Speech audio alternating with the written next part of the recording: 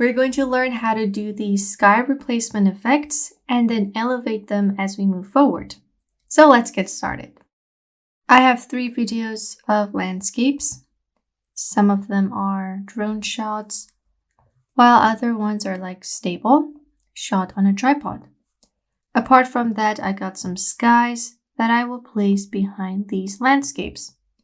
There are also some particles, which we will use for the final example. So go ahead and download all of these, bring them into your project panel, and we can begin with the simplest one.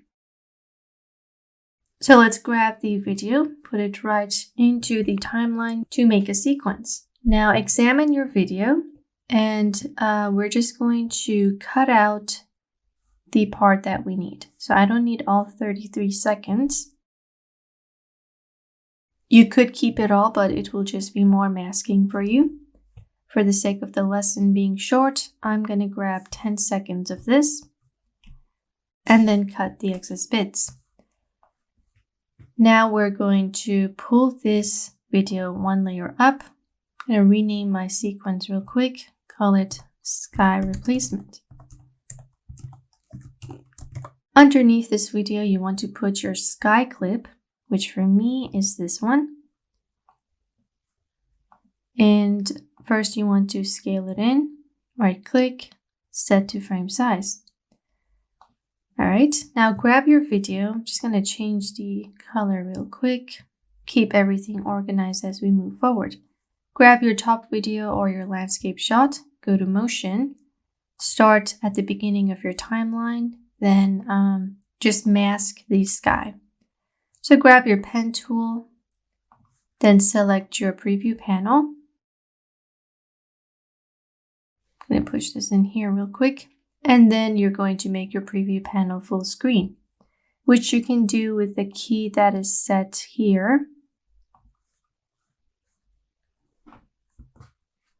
I'm using this one.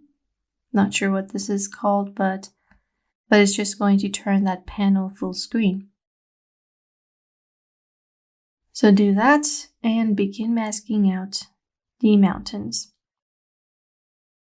Now it helps to be precise in this case because if you're not, you're going to reveal some of the white bits. So you want to switch between the hand tool, which is Edge on your keyboard, and the move tool, which is V on your keyboard. Go around the edges. Later on, we can fix this with some feathering and mask expansion. Once you're done, you should have a nice selection of your mountains. Click away and check if everything is good.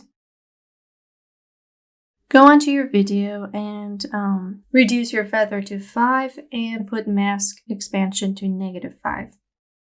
And now I got myself a nice cut from my mountains. Now the video is moving because it's a drone shot, so make a keyframe for mask path, move forward, and we can move it around. So near the end, I can see that I'm getting these little white bits revealed. I simply need to move my mask. And there we are. Now, most people just stop here. They put a sky behind their landscape and then they just finish it. But it's really important to have your sky and the mountains match in terms of color. So grab your video layer, head over to the Lumetri workspace, and we're just going to match them. So the sky has a lot of contrast, whereas the mountains doesn't. Basic correction and increase the contrast. Once we have that, I'm then just going to work with the shadows, the highlights, and just make this look more realistic. It's going to take a while, but it's a really important step. As for the sky, we can do something similar. So the sky, I'm going to reduce the contrast and perhaps make it a little bit blue. I'm going to do that with my bottom video. So just with a few sliders, we can make this look more realistic. So now I replaced this sky with this sky. So sometimes you may get videos that are just not as interesting. Therefore, with a simple sky replacement, you can make them look better. All right, so this was our first example, and the camera is moving for the landscape, but that doesn't mean that we need to move our sky. Because these clouds are not close to the camera, they're really far away, and therefore a simple shift in the camera position doesn't mean much for the sky. Let's move on to our next example where we take this situation and we kind of fake a time lapse. So close this off. Let's get our next video. Make a new sequence. And what I'm going to do here is that I'm going to turn this video from day to night. So it's not going to look super realistic, but it's a fun experiment that you can do with the Lumetri Color workspace. So this one, it's really simple. We have a horizon line. To make things even simpler, I'm going to start from here and maybe end the video 10 seconds later. All right, let's delete the audio, grab this one floor up, and put in our new sky, which looks a little stormy, and that will go great with my night transition. Now grab your top video, go to Effect Controls, the polygon mask, then just put it on your sky. Invert the mask and try to match the horizon line. All right, click away once you're done, and we should have a pretty good sky. My video for the sky is a little bit too large. And then be sure to work with the feather. Let me check the distance here. So we're going to need mask expansion. Let's add to that 3. Move forward and see if I need to work with my mask path. We're good with this. We just need to change the bottom video into like a more stormy environment. So what I can do is to grab my sky video, just drag it right above, grab it, get rid of this, and use this button to export frame. Let's export it as a JPEG, import into project. So now I have this picture that I can use as my reference frame. Pull these guys back, put this right next to it. Grab your top video. Lumetri Color, head down to Color Wheels and Match, Comparison View, and make sure this is there as your reference. Then hit Apply Match. So now we have that purplish hue that we got from this image. Let's delete it, get out of Comparison View, and then make this perfect with some additional sliders. Because as we learned, the color match doesn't always do a good job. You always have to work with some additional settings to make it look better. So first of all, the video is way too bright. Let's lower the exposure, increase the contrast, darken those shadows, and decrease those highlights just by a touch, darken the blacks, remove from the whites. All right, turn the video more towards the blue side rather than the warmer side. Next, we can go into creative and remove from the vibrance because it's a stormy weather and things are not that shiny and vibrant.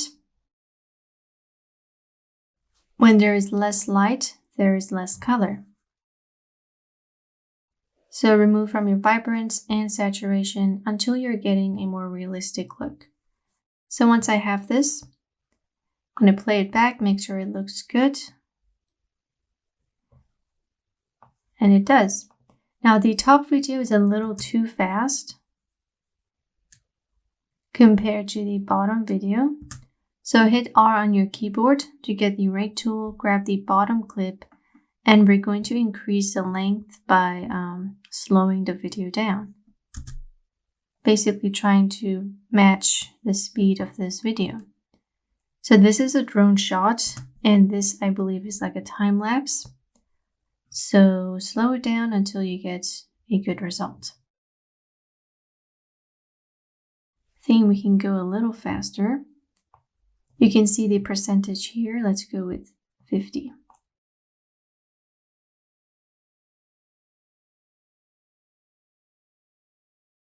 And all right.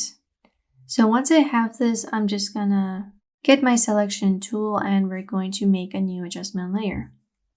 Go right here, adjustment layer, call it day to night. Add this right above, match the duration. Now on this day to night, we're just gonna work with the Lumetri color settings.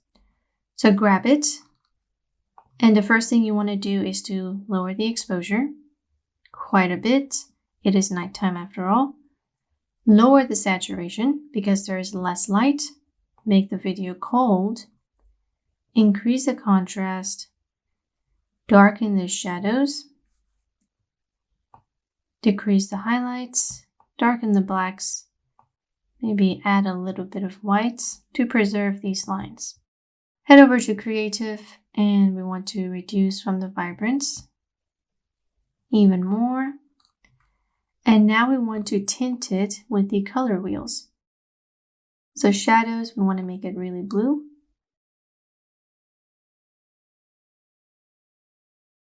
Midtones can be like a cyan color. And a little bit of purple blue for the highlights. So I'm going to stop here. You can make it darker to make it realistic, but this is pretty good for me. Another thing that I want to do is to make another adjustment layer, or just bring this one in. And on this one, we're gonna just make things even darker. So lower that exposure a lot more. Less highlights, less contrast, and we're trying to get like a really dim effect. So now grab this top adjustment layer, go to Effect Controls, and make a mask like so. Let's grab these 2 points, pull them near the end, do the same thing on the other side. I'm just looking to darken the horizon, and I can do that easily with this technique. Click away, make this really thin. We're going to feather this out quite a lot, so make sure the size is correct. And also that the edges stay outside of your frame. Pull this back. There we are. Now we're going to feather this out quite a bit. Click away and maybe we can add more blue because right now it's looking a little gray. So blue to the shadows. There we are. And I'm going to add to the mask expansion.